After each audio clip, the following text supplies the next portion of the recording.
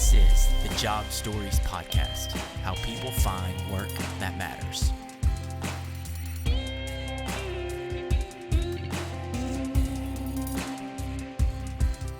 We'll go ahead and get started. If you don't mind, just introduce yourself. What are you doing now? What's your job now? Yeah. Hey, guys. I am Mary Mellor, and I'm the co-founder of VODIUM, which is a Nashville-based tech startup. We have the product. It's actually the world's first virtual teleprompter for presenting on Zoom or presenting virtually. And so co-founded the company with my best friend, Camille.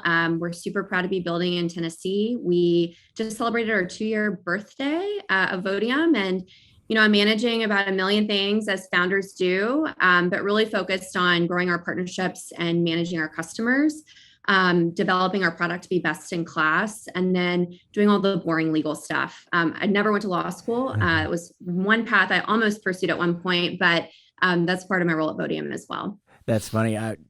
Just a startup, but like a startup like we have as well here in Nashville. Like sometimes I get involved in doing things like that. They're like, "Are you seriously asking me to do a contract right now?" So it's kind of funny to hear you say that. I know. I have to say, my lawyers would kill me. I have very good lawyers who review everything, but I'm in charge of getting all the contracts out, and we just structured all of our equity, which was really interesting and complicated. But It's actually, I find it pretty fun. Nice. So that's the nerd in me. So y'all are 2 years old. So y'all started during COVID. We did. We did. Yeah. So it's actually a crazy story. So I guess I can dive into that. We opened the company on April 17th, 2020. So about a month into the pandemic. I was living in LA with Camille, my co-founder, and mid-March, right, when everything started to shut down, I got the call from my parents in Memphis, Tennessee, that they had to lay off all of their employees from our family catering and barbecue business. At the time, my dad was also the president of the Memphis Restaurant Association and on the Tennessee Hospitality Board, and was literally going on the news every night to talk about all the restaurants that were shutting down, what the city and state were doing to save the hospitality industry.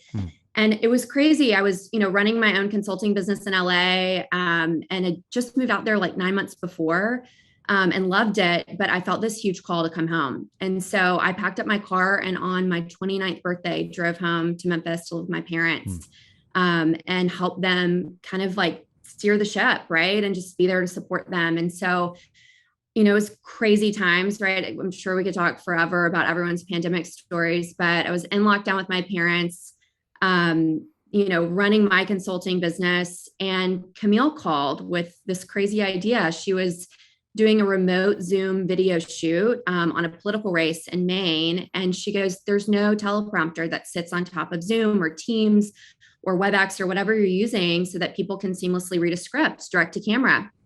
And I thought, there has to be something like that. Let me do a market analysis for you, see if we can find anything. And she goes, "You can do it, but it doesn't exist. And we need to build this." Wow. And at the time I'm like, "Cami, come on. I've got a company. I'm helping my family business right now. You're working 65 hours a week on these political races." But, I did my homework, and 24 hours later, I called her and said, "I'm in." And we opened the company a week later. We just really activated our networks, found a developer who was willing to build a beta product and website for us.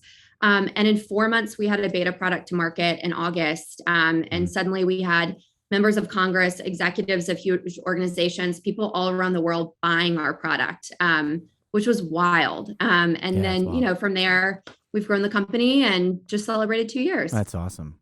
Yeah, to say the world's first product is amazing. So it's a blessing and a curse. I have to say, it's funny when I started it, one of our now advisors said, "I never want to be in the business of selling something people don't know they need."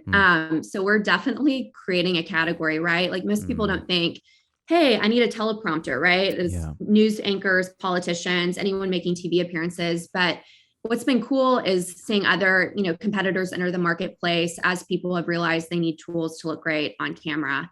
And so we're really carving out the niche for ourselves, but also for the industry, really. Yeah, that's cool. It's you don't know that you need this, but you do, and we're going to tell you. But you really do. Yeah, exactly. Well, you had your own consulting firm too, so I'll preface this, but we do IT recruiting, so we deal with a lot of candidates, but then also there's a really cool entrepreneurial aspect to this podcast as far as our audience goes.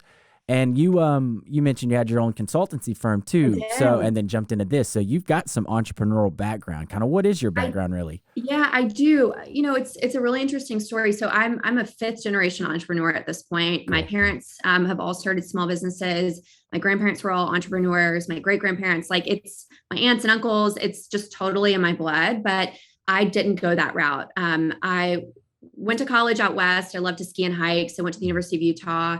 Had a really fun time there. I actually studied Mandarin Chinese, political science, and economics in college. Whoa. I worked on political campaigns. I worked as a reporter for one of the major Utah newspapers, and actually had a job offer when I graduated to come be a staff reporter at the Deseret News. But I was really passionate about Chinese and thought I wanted to kind of go the State Department route. So I packed up my bags at age 22 and bought a one-way plane ticket to Taipei, Taiwan, which is the country and island off the coast of China, and without a job, and just landed in Taipei with like 4 years of college Mandarin skills, which weren't that great at the time, and started looking for a teaching job and found one. I taught kindergarten for 10 months in Taiwan when I graduated.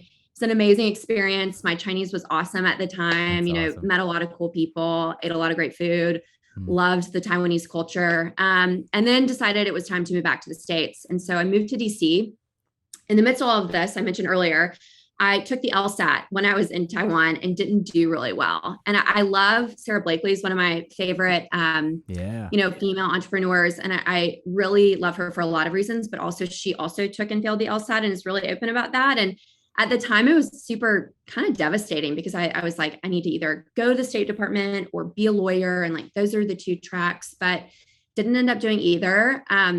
And so I got a job at a big company called CEB. That was my first, big professional job back in the States when I landed in Washington, DC. And ironically, my first job with them was producing 300 webinars a year for all of their speakers. Wow. And little did I know, about a decade later, I would create a product for people speaking on webinars, right? So I do that for about a year and a half.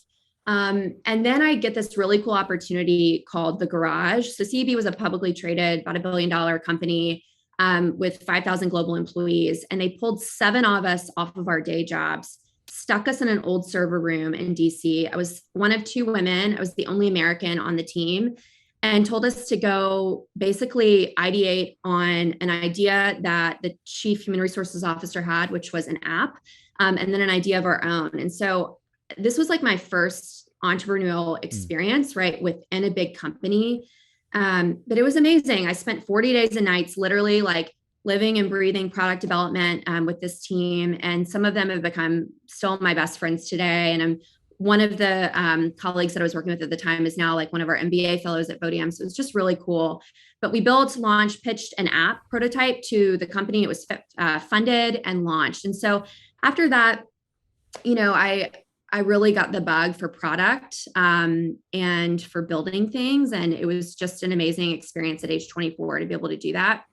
But they rolled us all back onto our day jobs. And so I was like, what am I going to do next? And I got the opportunity to go work for a female entrepreneur in DC who had a PR agency, and she was an absolute powerhouse. And so I worked for her for about 10 months.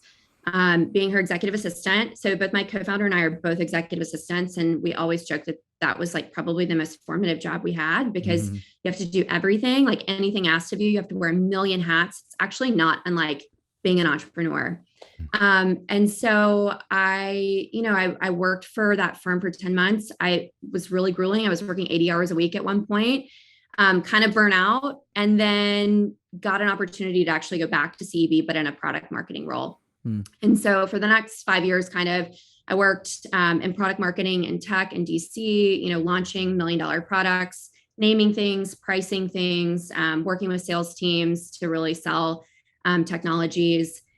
And then I decided I was kind of done with DC and was ready to follow my California dream. And so I decided to quit my job. I was working at EverFi, this amazing ed tech firm in DC.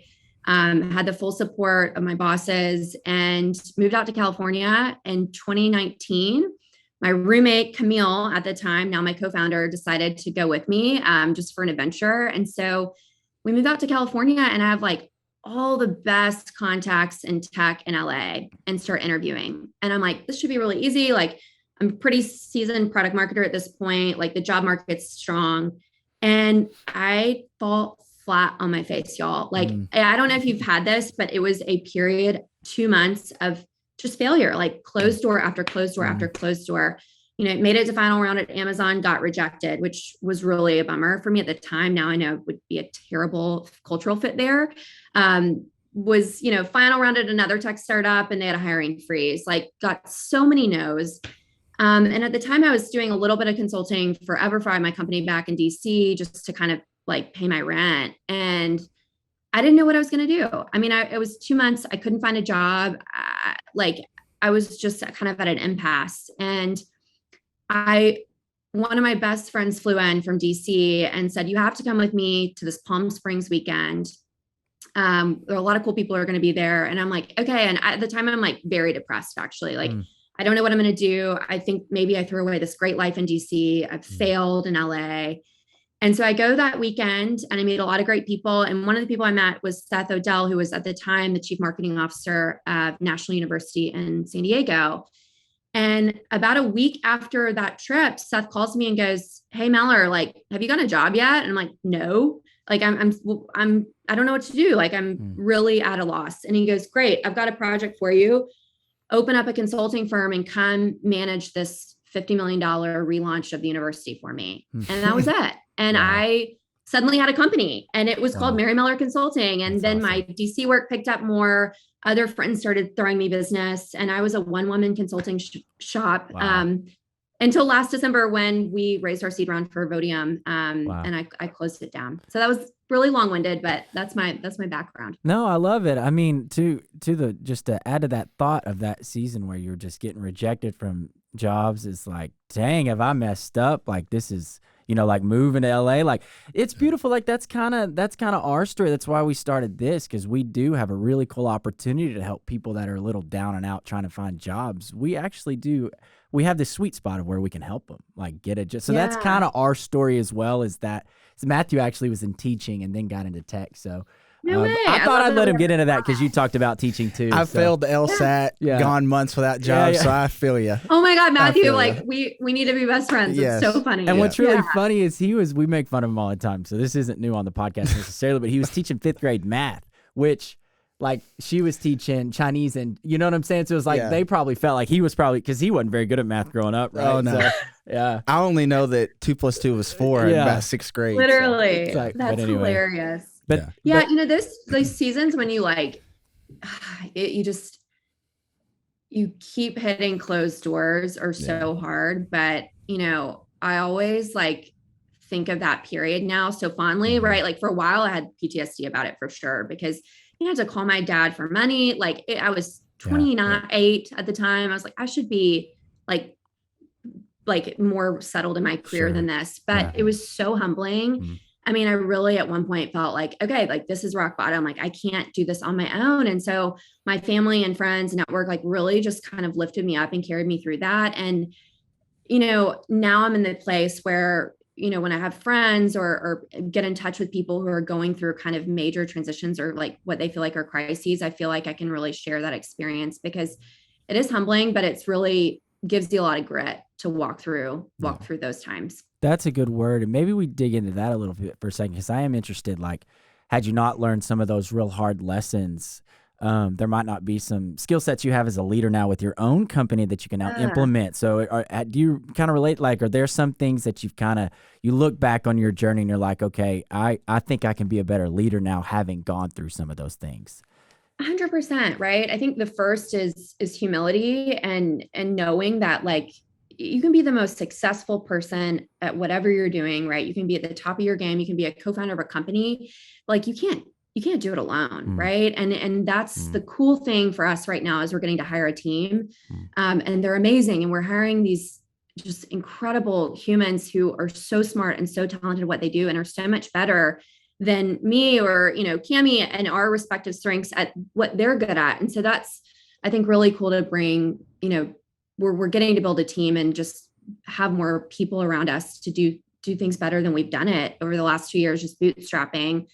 I think also like failing that season for me really gave me a lot of like, screw it, like try it, right? Like once you've failed so hard, or you feel like you failed and you've hit that bottom, you're really not afraid to try things. And if it doesn't work, fine, like you'll think of something else. And so I think like very practically, and you know, the season we're in VODIUM, and for the last 2 years, like we've tried a lot of stuff and not been afraid to fail, right? Like, okay, that didn't work, let's try something else.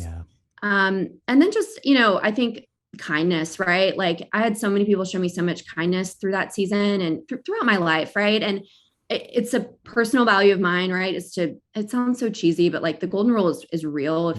I try to walk it every day, but like really understanding everybody's out here doing their best, and especially opening a company during the global pandemic, like everyone's struggling and everyone's going through it. But I think it's, you know, it's just that much more important to give people the benefit of the doubt and, you know, assume good intent. So that's wonderful. Yeah, that's wonderful. So let's kind of point it at the company now, at your company. So I'm kind of paraphrasing, and we're back to the first product that's ever hit the marketplace. Yeah. So Nike, when they first came about, they were just for performance. They were just like, how do we get these track stars at the University of Oregon to beat Oregon State? And then they shifted a couple years into, wait, but people want style too. They want to look cool while they're running fast. So like, how have you managed, like, we think this is what VODIUM is, but the customers are saying they need this. And how have you like pivoted that throughout since its inception in March or April of 2020? Yeah, April of 2020. That's a really good question.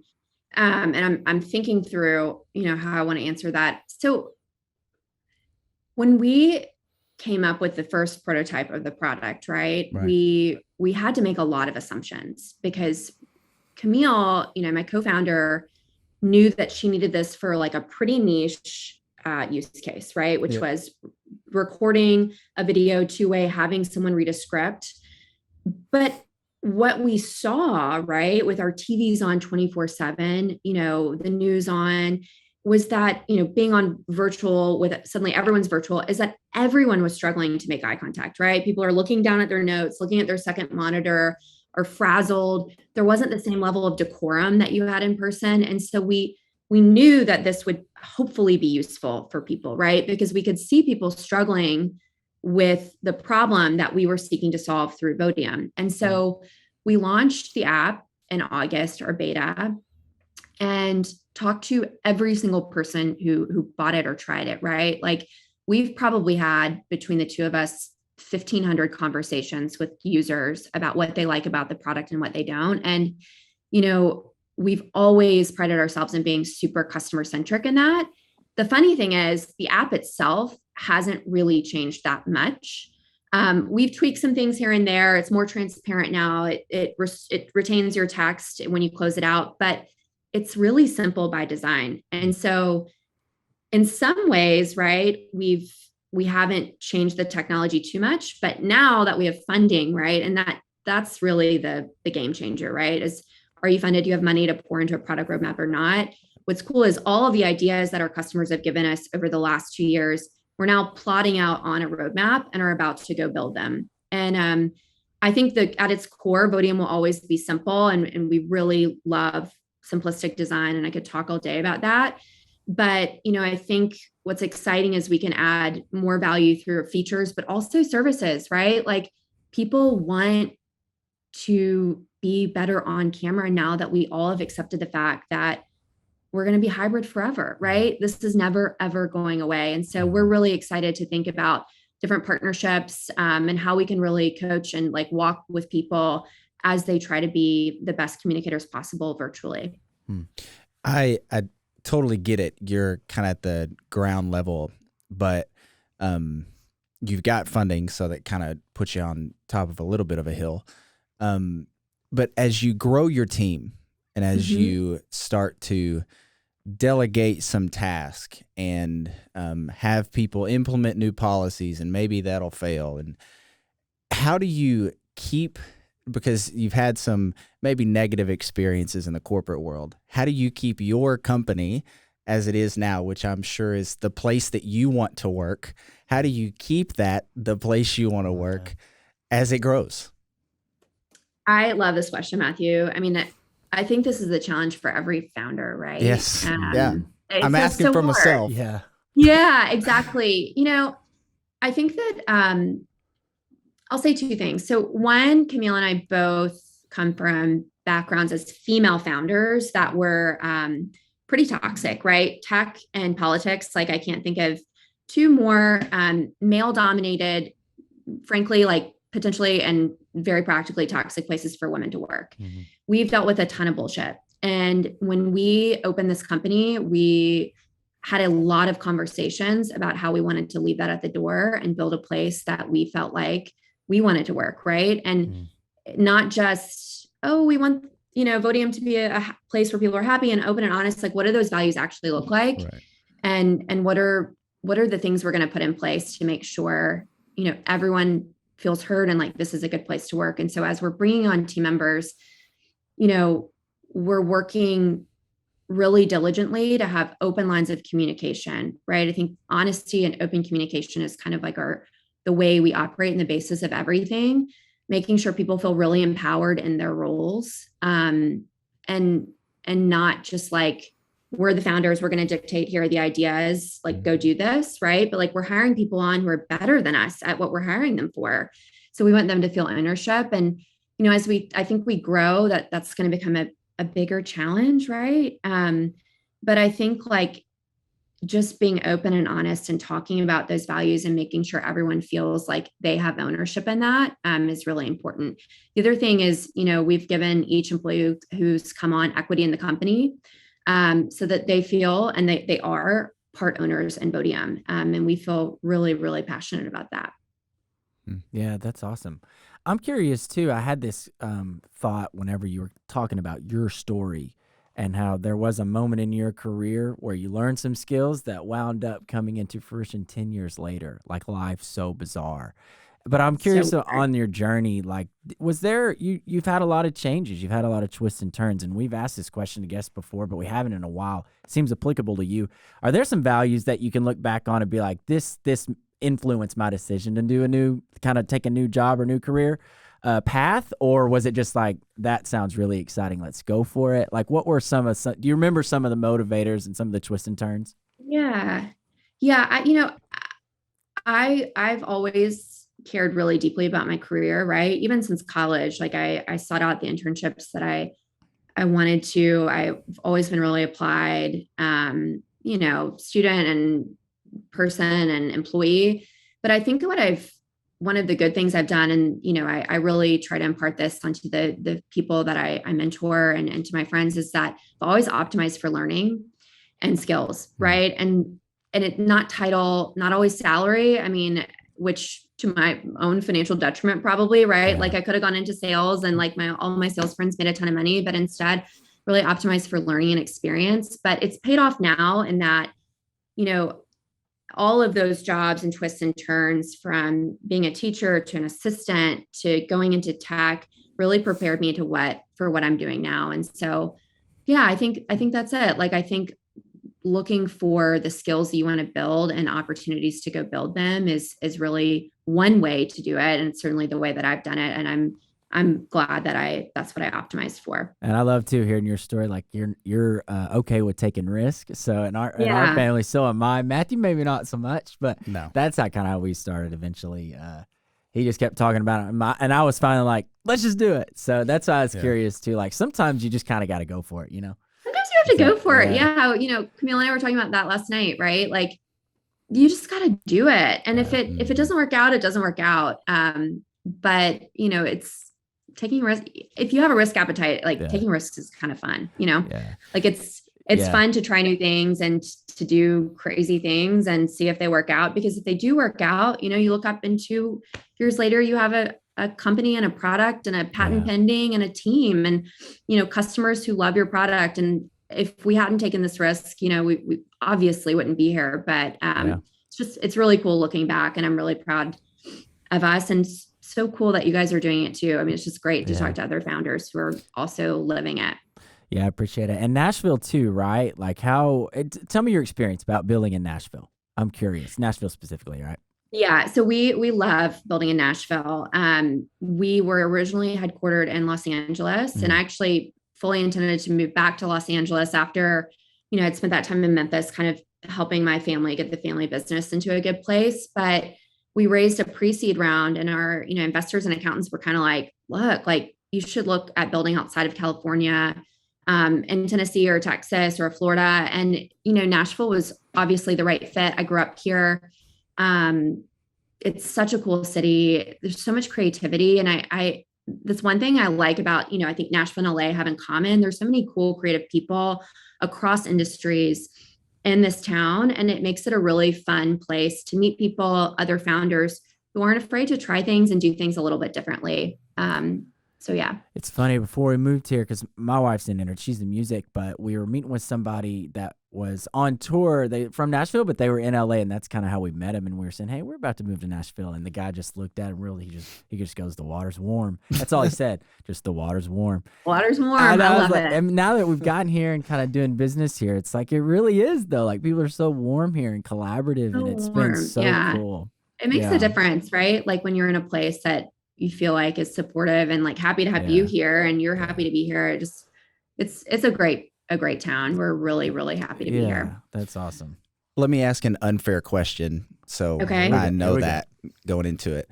So you started in the midst of, I would say in 150 years, they'll look back and say, whoa, something happened in 2020. But if you look forward 10 years, 5 years, how will y'all embrace change? Because I'm sure in 5 years, the work environment will look a little bit different than it does today, and definitely a little bit different than it did in March of 2020. So how do you embrace that, and how do you look ahead and know your values and know what you stand for, but also adapt to whatever that change may look like? Totally. I mean, I think to look ahead, you kind of have to look back, right? So when we started this company in April, launched our product in August, we thought we had about a year, right? We thought everything would go back in person. We kind of had a moonshot to see if the idea would stick and people would buy the product. And I mean, truly, we're like, this was our pandemic project. Camille and I both kept our full-time jobs for the first year. And then that didn't happen, right? Suddenly, the pandemic lasted much longer than anybody expected, but also businesses started to and are starting to shift to either fully remote or hybrid models. And so for us, of course, we know like the future is totally unknown and the workplace will look different in 5 years, 10 years, even a year from now. But I think we firmly believe that we're really on the precipice of a new way of working and a new hybrid world. And we're really excited, and we like embrace all of the innovation and change that's coming. And we got really lucky that we built a product that has a much longer longevity and the opportunity for it to grow than we previously thought. Yeah, I think that's interesting because I don't know. Your answer was very similar to other CEOs or executives at other companies, and they're like, we get it that the world will change, but we have these distinct values that will carry us through. So I just think that's interesting. Yeah.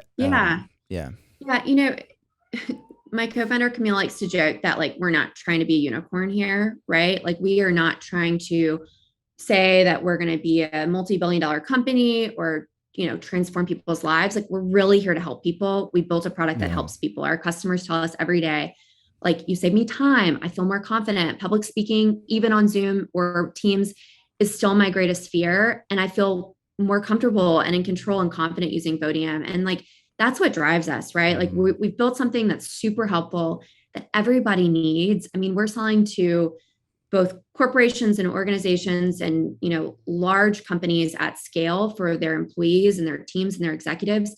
But also, we're selling to individuals, yoga teachers, preachers, rabbis, teachers, you name it. And everyone is having the same same problems and the same fears. And so if we can do something to, help our customers and hopefully help more and more as this grows and virtual and hybrid life becomes more a part of all of our lives, like we feel like we're doing it right and we'll be here.